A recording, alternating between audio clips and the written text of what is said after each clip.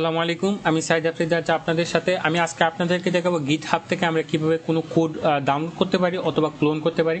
তো দেখেন আমি এখানে গিটহাবের একটি প্রজেক্টের ভিতরে আছি। এই প্রজেক্টের এখানে এই যে এখানে আছে কোডের এখানে নিচ দিকে ডাউনলোড জিপ, এখানে যদি জাস্ট একটা ক্লিক দেন তাহলে কিন্তু আমরা এই কোডটা ডাউনলোড করে আমরা আমাদের পিসিতে আনতে পারবো। ঠিক আছে, তো ডাউনলোড করার চেয়ে সবচেয়ে ভালো হয় কোডটাকে ক্লোন করা, তাহলে কোনো ফাইল মিসিং থাকার সম্ভাবনা থাকে না। তো আপনি যদি ক্লোন করতে চান আপনার পিসিতে একটি সফটওয়্যার ইনস্টল থাকতে হবে, সেটি হলো গিটের যে এখানে একটা ক্লিক দিবেন। ক্লিক দেওয়ার পরে যে দেখেন এখানে আপনাকে এই পেজে নিয়ে যাবে, যে এখানে আছে ডাউনলোডে ক্লিক করবেন। দেখেন আপনি যে অপারেটিং সিস্টেম ইউজ করেন সেখানে ক্লিক দিবেন। তো আমি এখানে উইন্ডোজে ক্লিক দিলাম। ক্লিক দেওয়ার পর এখানে ডাউনলোড স্টার্ট হয়ে যাবে। এই যে দেখেন ডাউনলোড স্টার্ট হয়ে গেছে। তো আমি ক্যান্সেল করে দিলাম, আমার পিসি তো অলরেডি আছে। আপনার পিসিতে কাজ করবে কিনা সেটা চেক করার জন্য আপনি আপনার উইন্ডোজ বারে যাবেন, পিসির গিয়ে লিখবেন গিট সিএমডি যে এখানে আসছে, এখানে আসার পর রাইট বাটনে ক্লিক করে রান এজ অ্যাডমিনিস্ট্রেটর এখানে একটা ক্লিক দিবেন এবং ইয়েস দিবেন এবং এখানে লিখবেন গিট স্পেস দিয়ে ভার্সন।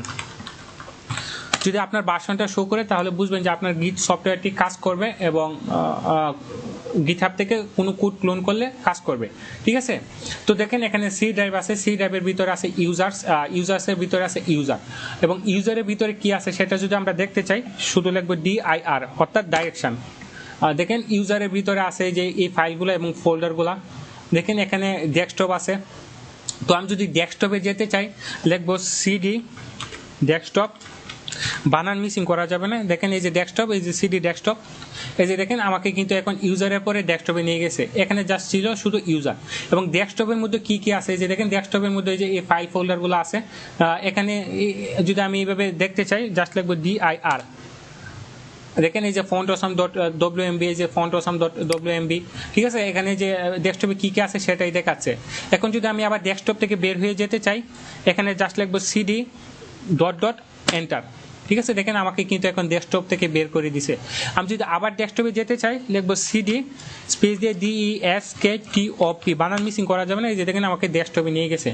এখন যদি আমি ডেস্কটপে কোডটাকে ক্লোন করতে চাই জাস্ট লিখবো গিট ক্লোন এবং আপনার ওই লিঙ্কটা পেস্ট করে দিবেন। এই যে এখান থেকে যে আপনি লিঙ্কটা কপি করছিলেন, এই যে এখান থেকে যে লিঙ্কটা কপি করছিলেন এটা জাস্ট গিট ক্লোন দিয়ে পেস্ট করে দিবেন এবং এন্টার চাপবেন। দেখেন ক্লোন স্টার্ট হয়ে গেছে। এবার যদি আমি DIR লিখে জাস্ট দেখেন এখানে একটা ফাইল কিন্তু বেশি বাড়ছে, যে সিম্পল লগ ইন বক্স, এখানে কিন্তু আগে ছিল না।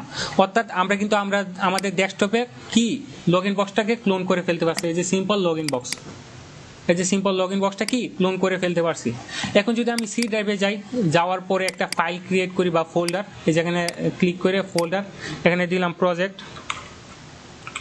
প্রজেক্টস নামে একটা ফোল্ডার দিলাম। এখন যদি আমি প্রজেক্টস ফোল্ডারটিতে যেতে চাই দেখেন এখানে আছে ডেস্কটপ।